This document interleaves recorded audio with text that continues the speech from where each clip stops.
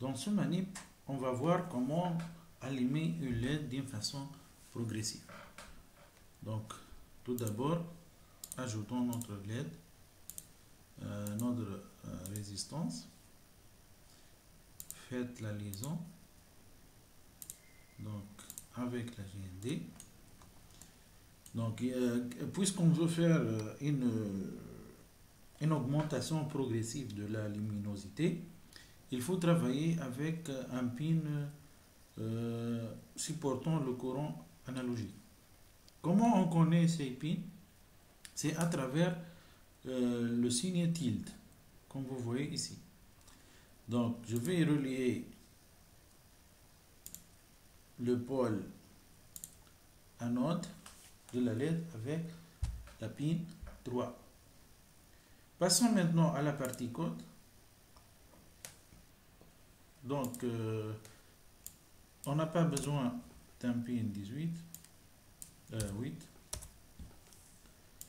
de l'ancien manip. De même, notre pin, c'est la pin 3. Ici, j'ai pas besoin. Voyons maintenant qu'est-ce qu'on doit faire. On a dû, est-ce qu'on peut augmenter un peu? Donc, voilà. On a dit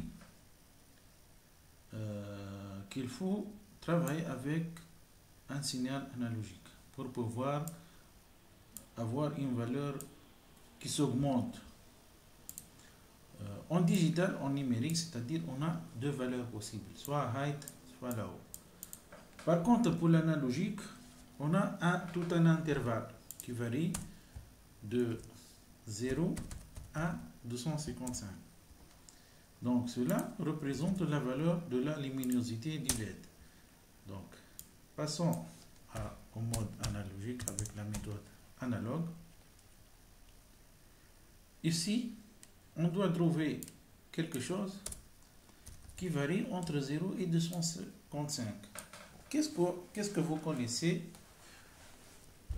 Est-ce que ça vous rappelle quelque chose, la variation d'un intervalle dans un intervalle? Normalement, ça vous rappelle les boucles. Donc, on peut utiliser ici une boucle. Et cette partie va être normalement le contour de la boucle, puisque le contour de la boucle est une variable qui varie dans un intervalle. Donc, on écrit la boucle pour i inférieur à 255, i++. Qu'est-ce qu'on va faire? On va écrire la valeur de i. Bien sûr, on ajoute un temps d'attente pour pouvoir détecter la modification. Ici, la valeur i du compteur, normalement le compteur, il doit être une variable globale pour que ça ne recommence pas de 0 à chaque loop. Donc ici, qu'est-ce que je vais faire?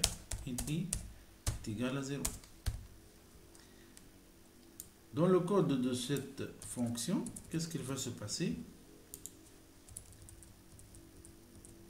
Au début, donc on va exécuter cette boucle de i à 255.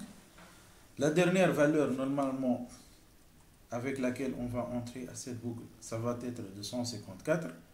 Est-ce que 254 est inférieur à 255? Oui. Alors le i va être i++. Et ici, analog write va écrire 3 255. C'est la dernière valeur. On attend. Si on a terminé, d'accord, on va revenir. Normalement, le loop va être appelé une autre fois. Mais ici, quelle est la valeur de i? Puisqu'elle est globale, donc elle est déclarée pour toutes les fonctions de notre programme. Elle va entrer ici à ce niveau. Le i va être 255. Est-ce que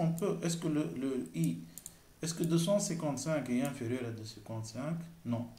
Donc, il y aura plusieurs appels de la fonction loop sont entrés à cette boucle. Normalement, comme résultat, qu'est-ce qu'on va avoir? On va avoir le LED allumé avec la valeur d'intensité maximale de 155. Et ça reste comme ça.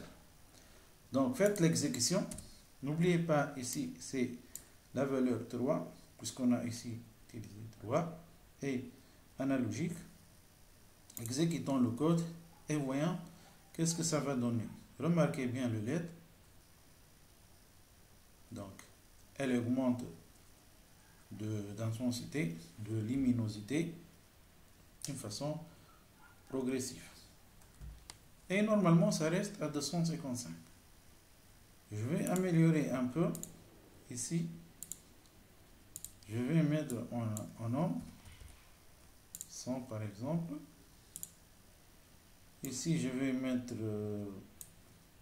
c'est pas un problème. Donc, voyons voir qu'est-ce que ça donne. Normalement, on aura une LED qui s'augmente progressivement.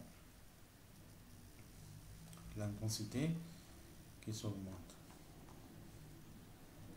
jusqu'à atteindre la valeur maximale de 155.